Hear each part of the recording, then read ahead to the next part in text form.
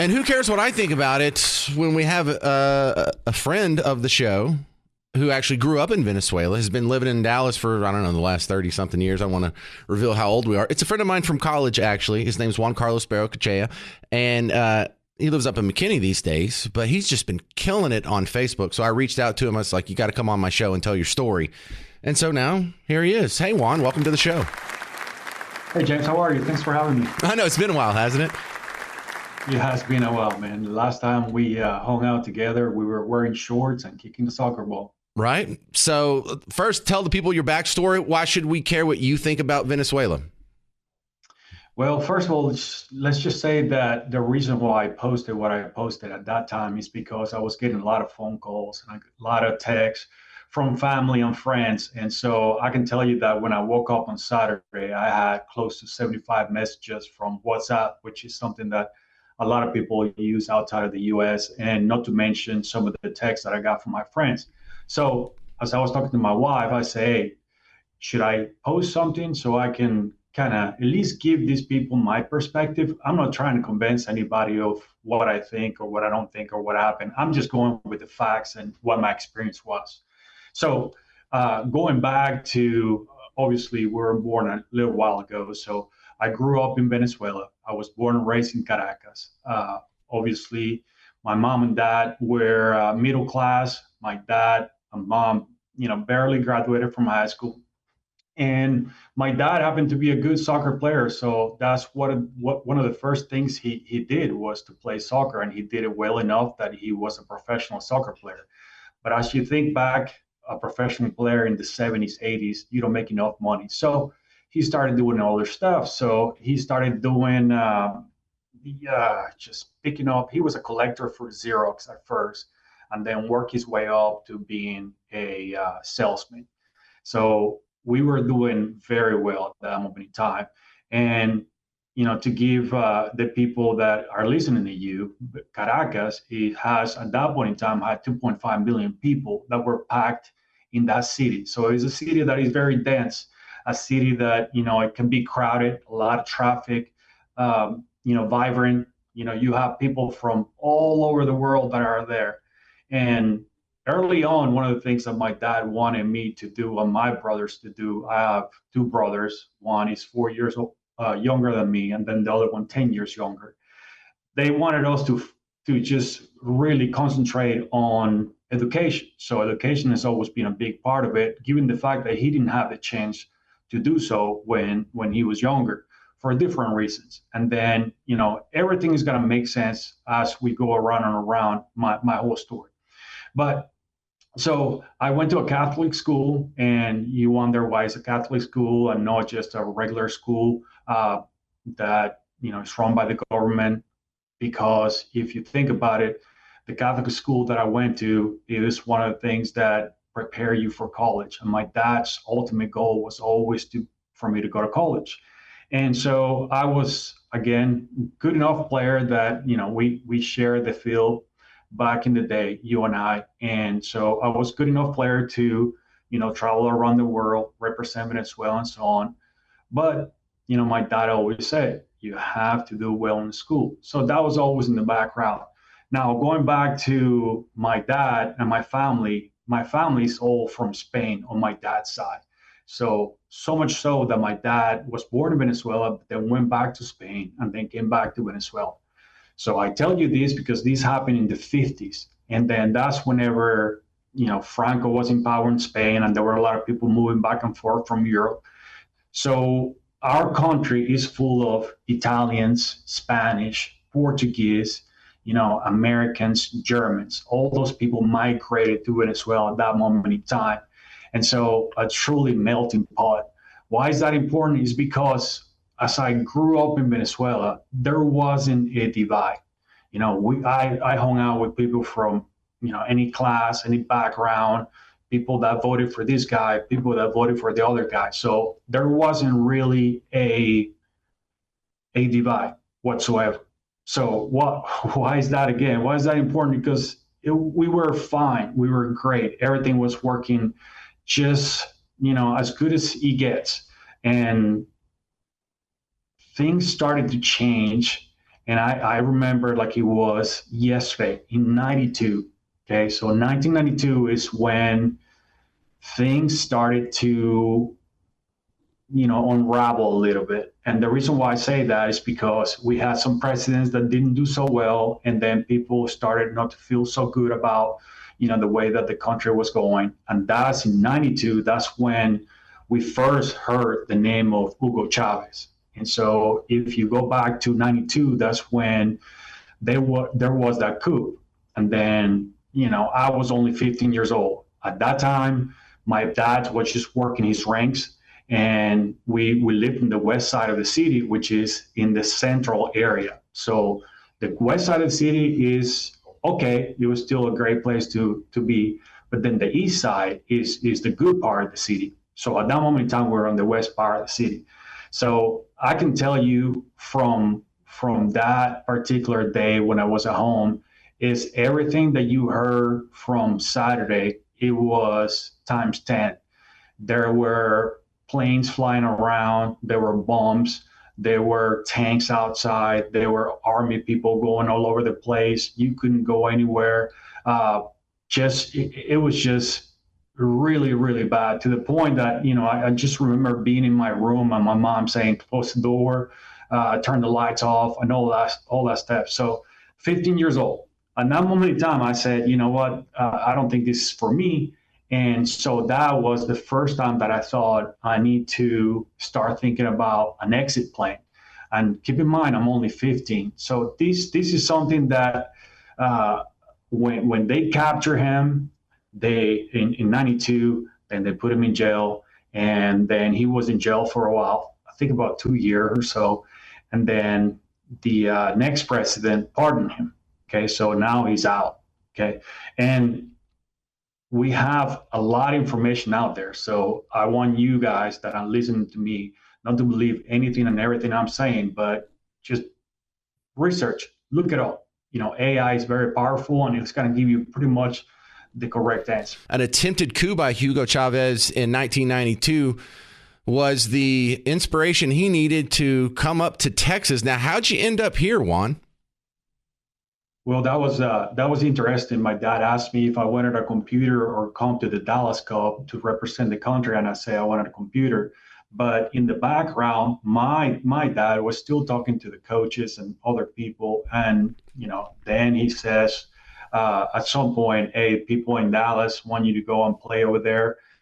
Here's the deal: you can either go over there and start looking for a scholarship, college, learn the language." And so I thought that was very interesting. Or you can go with your family and start thinking about becoming a professional soccer player in Spain, given the fact that it's one of the better places to play at. And so that was amazing too. But at the end of the day, I decided that I was going to come to Dallas. So in Dallas, that's where this dream started. And so I was 16. This is after the World Cup, so soccer was a good thing. Obviously, I didn't know any English at that moment in time, and so it was kind of tough to begin with. But one of the things that I've learned, that people in Texas are just amazing. So I stayed with an American family, which is the Stevenson, and they were incredible, as well as my wife's family and many, many, many other people too. You talk about coaches, Guy Greening. There's so many coaches out there. Jim Lanford later on, Coach Jacobs. All those people are going to help me through the whole thing. And so I just left. And so when you start thinking about the migration of the Venezuelans all around the world, I just came right before that started, which started in 99. So I was ahead of the game. Just a little side note, before I even got to my home one day, after I picked up my passport, my watch was stolen by two guys that just walked right next to me.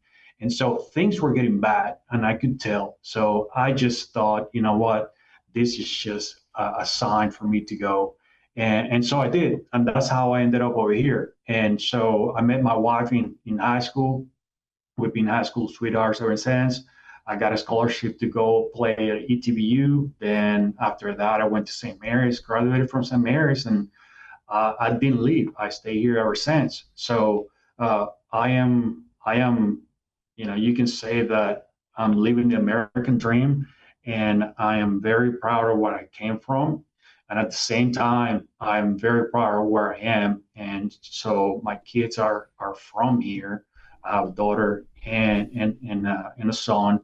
My son is about to graduate from college, and my daughter is about to graduate from high school. And I've been part of this community for, just like you were saying, James, 30 years. Yeah, you're and more so Texan than Venezuelan now. You understand that, right? 100%. And so that's a reality. So when people ask me where I'm from, and family from Spain. I was born and raised in Venezuela, family from Venezuela, but I've been here longer than anywhere else. So I consider myself a Texan for sure. Absolutely. Okay, Juan, talk about the deterioration that you observed with your own eyes. Describe it to us, because pretty much none of us have been to Venezuela. Okay, so that is something that I started seeing when I left. So as I left in '94, I kept on going back for Christmas, for New Year's, for summer break, and as I went back, I started seeing things, something just small things, the prices started going up. So hyperinflation slowly but surely started to take place. Roads started to get bad. The HOTS, if you guys are familiar with Brazil, because that's one of the things that you see in a lot of videos, is the favelas, which is the poor people start building homes in the mountains, and they're built on top of each other. Well, Caracas is the same thing. It's just a valley, and then people start building on top of each other. So that's one thing. Then I noticed that people were very nationalist, and I thought that was great at first, but then I started to see that Chavez wanted to divide us. And then the gap between the rich and the poor started to get bigger and bigger and bigger.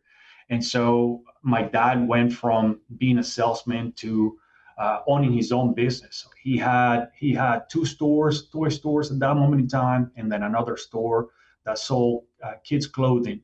And he still imported toys into the country. So we're talking about my dad was traveling to the U.S., China, South America, Brazil, all over the place. He was traveling to look for toys, for deals to bring back into Venezuela. Where over time, I graduated from college. I helped him out. My brother helped him out. Well, Chavez put the exchange rate, and then you had to go through the government to get dollars. So you can't do anything without dollars, right? So my dad had to go to the government to ask for it. You couldn't just simply go to the bank and exchange your money for dollars. You couldn't do that.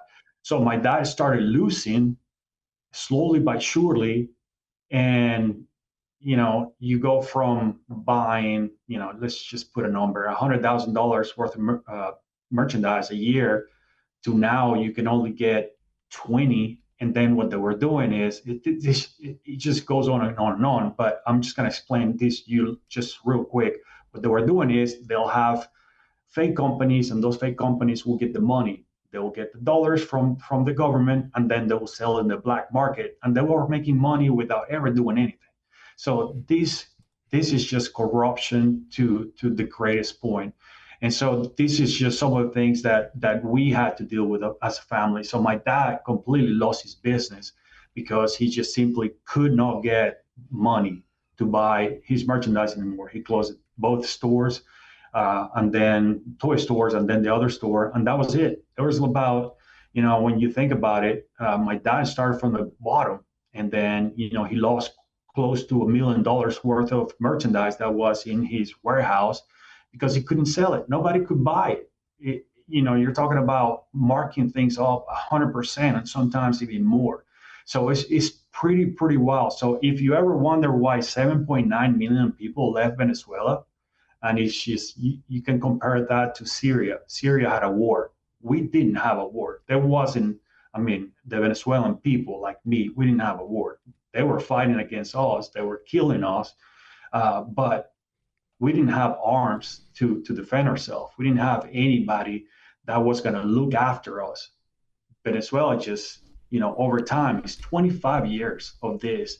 And then, that's why Saturday was so significant for so many people. And I'm telling you, the only people that maybe were upset about what happened is people that do not know what went on for these 25 years, or people who actually are in the government, or they're getting something out of it. Right. All right. Everybody else.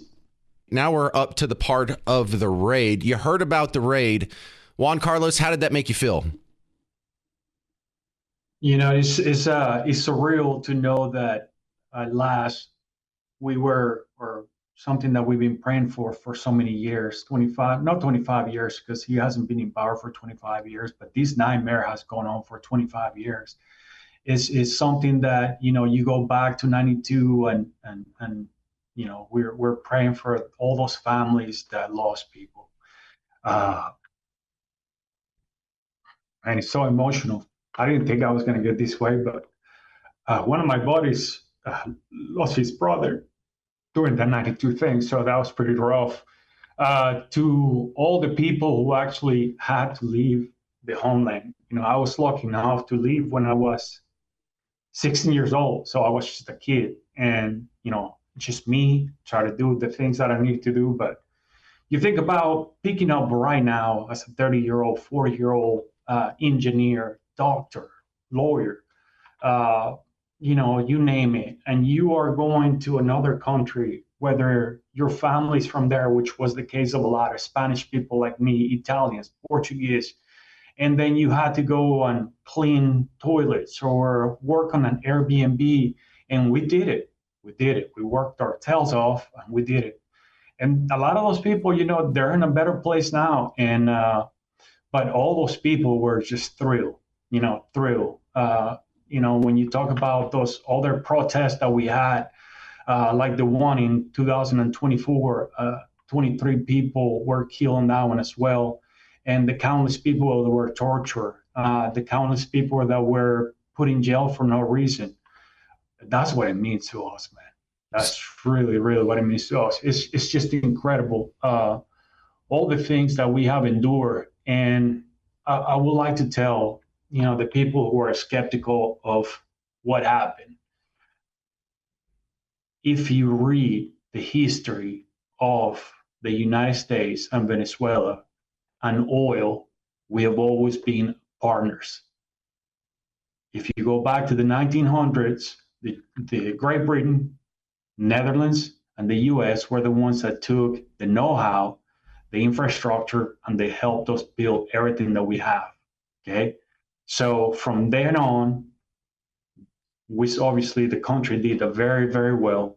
But for 100 years, we've been right there with the US. So we're not going to Venezuela, and it's still the oils of Venezuelans. If you think I'm giving you lip service, research, look it up. How do you think, this is one of the things that I can tie up to all of our Texas Rangers fans. And this is, I need something funny to tell you right now, because that last part was very emotional. But how do you think that Odor ended up as a Texas Ranger and gave that sweet punch to Batista? The reason why that happened is because when the first U.S. people went to Venezuela, they took the American pastime with them. And that's how Venezuelans are so good at baseball. If it wasn't for that, we wouldn't be playing baseball. So, that's one of the things that people have to think about. It's not just about oil. It's just about a lot of things. Well, we don't want those bad actors in there either. If it's not the U.S., who is going to take our oil? Who is going to help us? The people who have been helping Venezuelan people for 25 years? There's nothing to show for, people. Nothing to show for. Juan Carlos, what family do you still have there, and how are they doing? My dad is there. My dad was in Iguerote, which is one of the places that uh, the the uh, the bombs were at. I think it was a airport in that case. Obviously, we live in the city, and there were a lot of you know eh, places where things happen. As far as who is back home, I only have my uncle, uh, two uncles, my grandma from my dad's side. Everybody else is gone. And then on my mom's side, there's a little bit more people only because they're not on the Spanish side. So I have family in Chile, family in Colombia, Argentina, France. My brother at some point was in London. I have family in Germany. Obviously, I have a ton of family in Spain, and then a couple of them in Houston and in Florida. So I'm just one family of the 7.9 million Venezuelans that are scattered around the world. So, yeah, the majority of us are really happy because a lot of people didn't see their uh, their loved ones when they passed away. Like grandmas, my grandfathers, both of them passed away. I wasn't there. My uncles, my aunts have passed away. I wasn't there. All the different things that I've missed, and it is what it is. Makes me stronger, uh, and we'll go home from there as soon as we get a chance. We'll rejoice if that's what is in the cards for us as a country. If not, man, we'll go on and honor where we are, like I've been for the past 30 years, which is my home now, Texas, and so we'll go from there. But Well, I Juan know that Carlos, we have 1 minute left. Tell me what you want to happen next in Venezuela. What is your hope for Venezuela going forward? Well, definitely, what's happening right now is very strategic. The things that are happening behind closed door is not something that is going to be out in the public for us to know right now. But I know that there are a lot of things that are happening because you can't just remove one person and hope that, everything gets better. There's still some bad actors in there. If you go to the indictment that was done in 2020, you'll figure out there's a lot of people that are still running around. So the boat is sinking, and those rats are going to start going different places. So my hope is that we can get all the brains that left in phase one of the migration, which is all the doctors, all the lawyers, all the people that are good, go back and they can rebuild the country along with the oil. The oil is something that is very important for us since we're sitting in an ocean of oil. So we need the help of great partner of 100 years is going to be the U.S. So rebuild that, and then we'll go from there. Education is going to be a big part of when you think about it. 30 years of this, all 30-year-olds out there, all they know is misery. So we have to retrain all those people. So it's a lot of work. It's really, truly a lot of work. All right. Juan Carlos Beracochea, thank you very much for sharing your story on WBAP. I was doing fine. I was enjoying his story and just kind of being a listener along with you. But man, when he started getting choked up, I started getting choked up too. And, for a lot of people, this is, think about if this happened in Texas. Think about, because Texas and Venezuela have a lot in common. Venezuela for the longest time was the nicest place to live in the entire continent of South America. Texas is probably the best place to live in the entire continent of North America. We're both known for having a bunch of oil and beautiful women and economic affluence. And so what if a socialist came and took over Texas and drove it into the ground, and 1/3 of us left and were scattered to the winds? What if you didn't get to go to your grandmother's funeral or your uncle's funeral or had to miss out on so many family occasions? What if your family, because listen, his family's just spread all over the globe, not even on the same continent, much less the same state. And so I don't know. I kind of felt that. So 800-288-9227 if you want to share your reaction. This is Steve in Weatherford. You're on WBAP. Hey, Steve. Hey, I just wanted to call and compliment you and Juan Carlos on knocking it out of the park. That is some of the finest radio interview content I've heard in a long time. Keep doing more of it. Well, I knew what was coming because of the stuff that he's been posting on Facebook. If you want to follow that, I retweeted, whatever they call it, his Facebook post from this weekend. I think I just retweeted it or reposted it yesterday after we booked him. So go check it out because there's a long form paragraph that shares some details that we didn't even get to in those 3 segments. I think it's worth everyone reading. Go to the WBAP Facebook page, or you can go to my Facebook page. It's shared out on both. 100% true. Keep doing that. Thank you very much. The James Show Podcast.